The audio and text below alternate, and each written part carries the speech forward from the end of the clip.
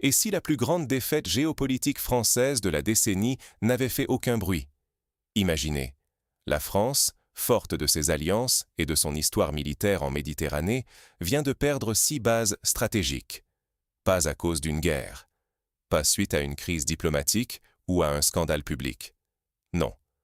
Dans le plus grand silence, Paris a été poussé vers la sortie par ses propres partenaires, alors même que personne n'en parlait officiellement.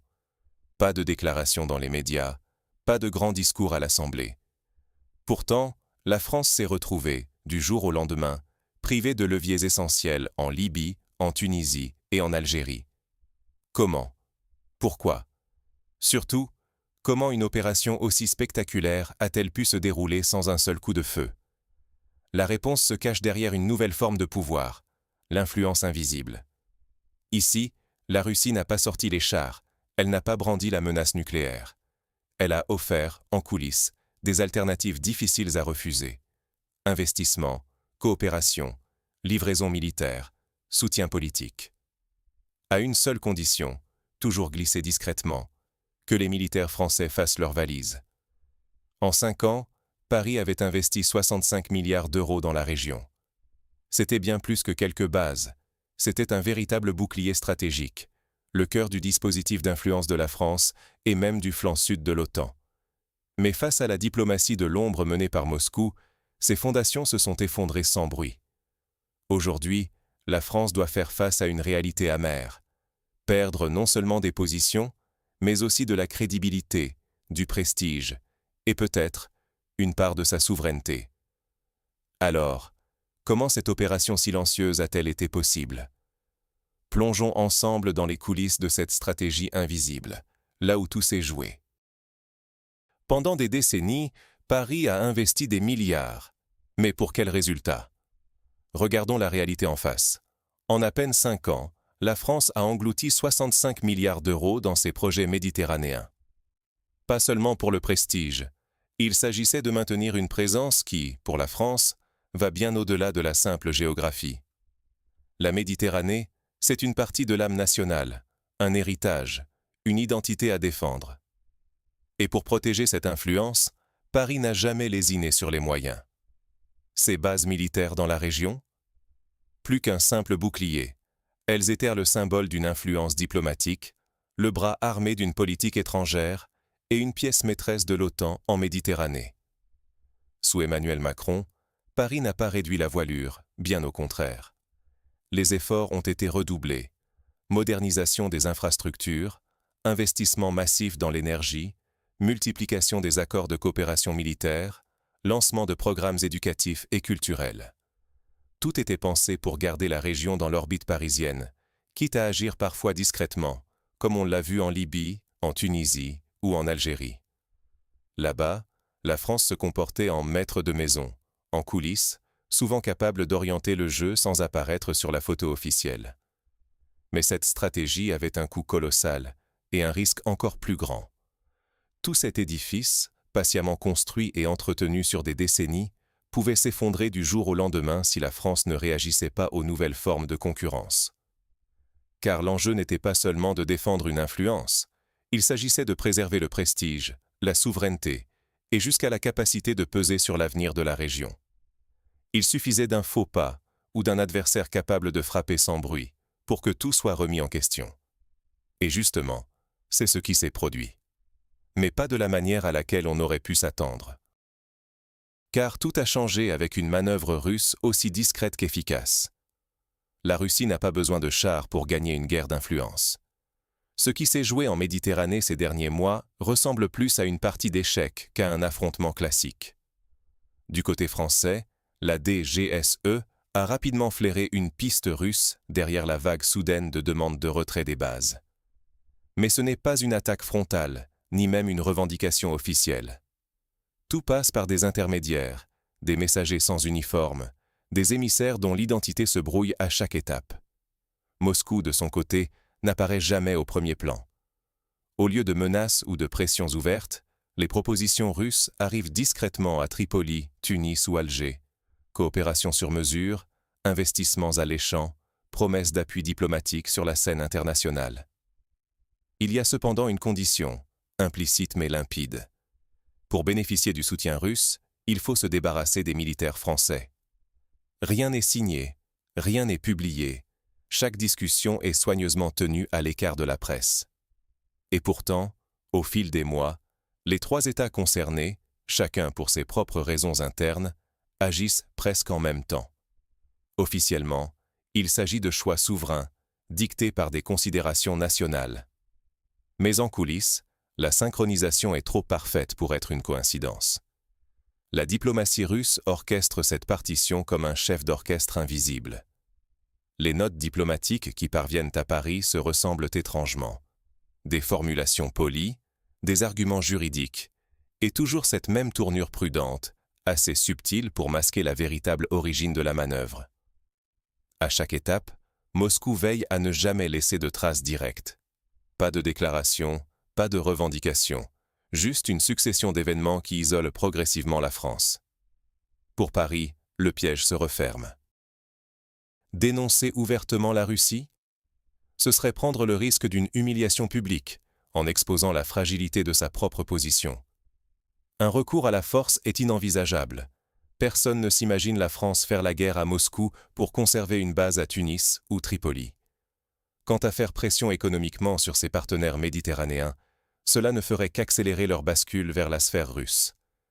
Même les alliés de l'OTAN restent silencieux, distants.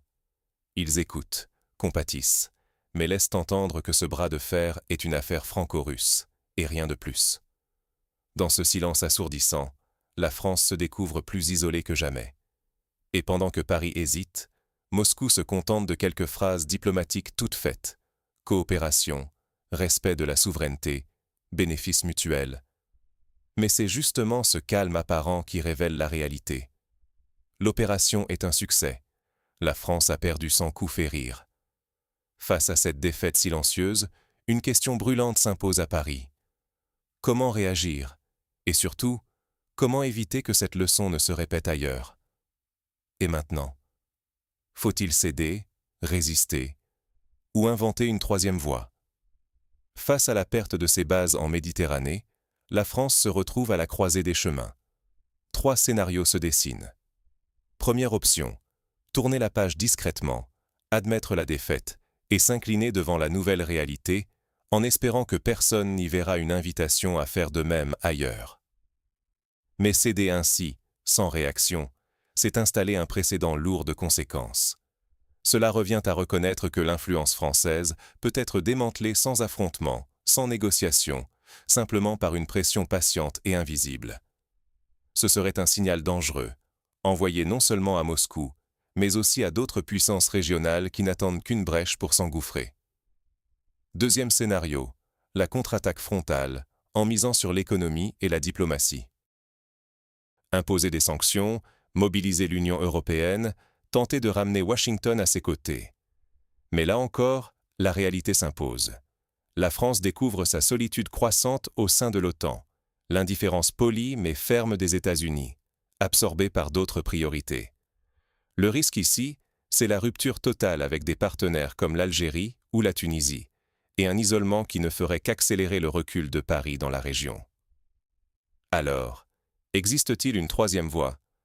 C'est sans doute le scénario hybride qui s'impose, celui d'un retrait partiel mais contrôlé, d'une reformulation de la présence française plutôt que son effacement. Chercher à conserver l'essentiel, à redéfinir des coopérations sur de nouvelles bases, moins intrusives, moins paternalistes, plus respectueuses des souverainetés locales. Cela suppose de reconnaître la réalité du désamour, de repenser profondément les outils de l'influence et de miser sur la discrétion, l'agilité, plutôt que sur la démonstration de force. Car la méthode russe ne consiste pas à occuper, ni à s'imposer directement. L'efficacité de Moscou tient à sa capacité à façonner les conditions dans lesquelles les autres font le travail à sa place. C'est ce qui s'est produit au Sahel. La Russie n'a pas eu besoin de chasser la France par la force, il lui a suffi d'encourager le ressentiment, de proposer une alternative, de patienter que le fruit tombe. Aujourd'hui, ce modèle s'étend à la Méditerranée. Ni guerre ouverte, ni victoire spectaculaire, mais une série de décisions souveraines, prises par des États désireux de montrer leur indépendance et qui, ce faisant, servent avec précision les intérêts russes. Pour la France, l'enjeu est majeur. Il s'agit non seulement de préserver ce qu'il reste de son influence, mais aussi de repenser son rôle dans un monde où les anciennes recettes, liens postcoloniaux, réseaux militaires, protection économique, ne font plus recette. Désormais, tout pays dont la diplomatie repose sur des partenaires fragiles ou des dépendances historiques doit s'attendre à subir la même pression. La réputation de la France comme puissance mondiale, son prestige, voire sa souveraineté dans certaines zones stratégiques, sont en jeu. Alors, comment éviter que l'histoire ne se répète? Quelles leçons pratiques pouvons-nous tirer de cette immense leçon de realpolitik? La diplomatie du XXIe siècle n'a plus rien à voir avec celle du passé. Oubliez les images de grandes conférences, de signatures solennelles sur des tables en acajou. La vraie partie se joue bien en amont, dans l'ombre, à coups d'incitations, de signaux faibles et de récits soigneusement diffusés.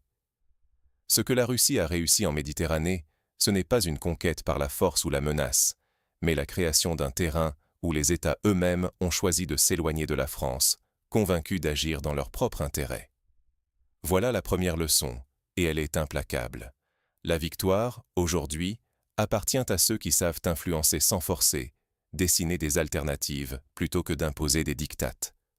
L'ancienne arrogance coloniale française, même si elle se voulait aujourd'hui subtile, s'est retournée contre Paris. Chaque geste, chaque déclaration paternaliste a été scrutée, analysée, parfois retournée contre elle.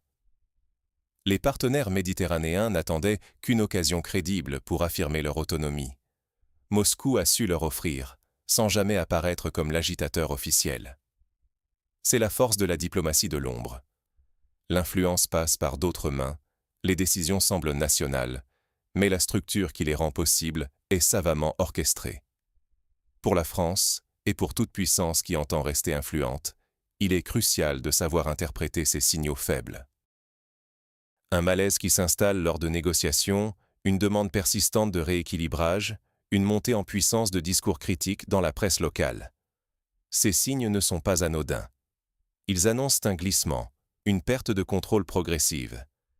Ignorer de tels indicateurs, c'est se condamner à subir, sans comprendre, des reculs majeurs, avec au final, la perte d'influence, de prestige, et bien souvent, d'importantes ressources économiques.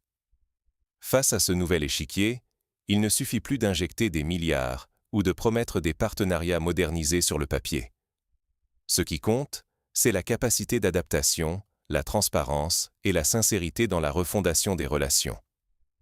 Les anciennes recettes, pression économique ou diplomatique, promesses de partenariats asymétriques, se retournent désormais contre leurs initiateurs, alimentant un ressentiment qui accélère encore la rupture.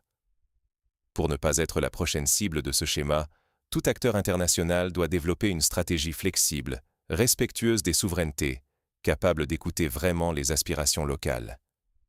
C'est une question de survie dans un monde où les rapports de force se redéfinissent en silence, loin des projecteurs, mais avec des conséquences bien réelles.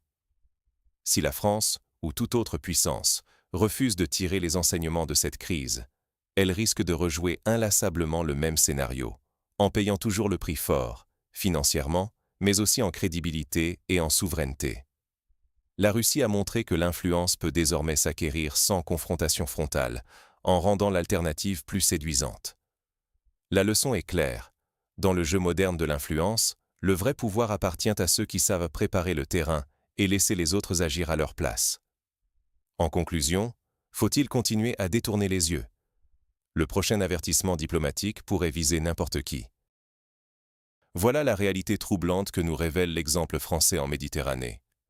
Aujourd'hui, un État n'a plus besoin de chars ni de traités solennels pour inverser des décennies d'influence.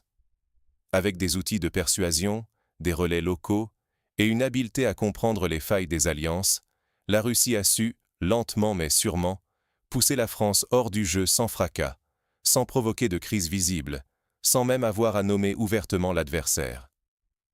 Ce qu'il faut bien comprendre, c'est que la perte de ces 6 bases n'est pas seulement un revers militaire ou diplomatique pour Paris. C'est la démonstration que la domination ne s'effondre plus forcément sous le choc d'une guerre, mais s'érode goutte à goutte par une succession de compromis, d'omissions volontaires, de silences gênés, jusqu'à ce que le statu quo soit méconnaissable. Et ce modèle, aujourd'hui rodé avec succès au Sahel, puis transposé en Méditerranée, n'a rien d'exceptionnel ni d'unique à la France. Il pourrait s'appliquer demain à n'importe quel pays qui pense pouvoir compter éternellement sur la force de ses réseaux historiques ou de ses investissements. Ce qui est en jeu ici, ce n'est pas seulement le prestige ou la souveraineté de Paris, c'est la capacité de toute puissance à anticiper, à s'adapter et à ne pas sous-estimer l'influence invisible. Face à ces nouvelles formes d'ingérence, rester passif, c'est accepter que son destin soit dicté ailleurs, souvent sans même s'en apercevoir. Parce que ce genre de redéfinition géopolitique ne frappe jamais d'un seul coup. Elle avance pas à pas, sous des dehors parfaitement raisonnables, masquant la défaite derrière des discours de partenariat renouvelés ou de pragmatisme.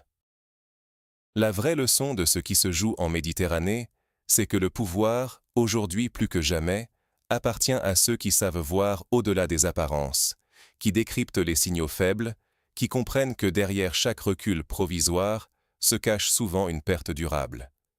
Il ne s'agit plus seulement de protéger un territoire ou une alliance, mais de défendre la capacité à écrire sa propre histoire. Alors, que vous soyez citoyen, décideur ou simple observateur, la vigilance stratégique n'a jamais été aussi cruciale. C'est la compréhension lucide des rapports de force, la volonté de s'informer activement, qui permettent de ne pas répéter les erreurs coûteuses du passé. Parce qu'en géopolitique, affirmer « cela ne peut pas nous arriver » est presque toujours la première étape vers la défaite.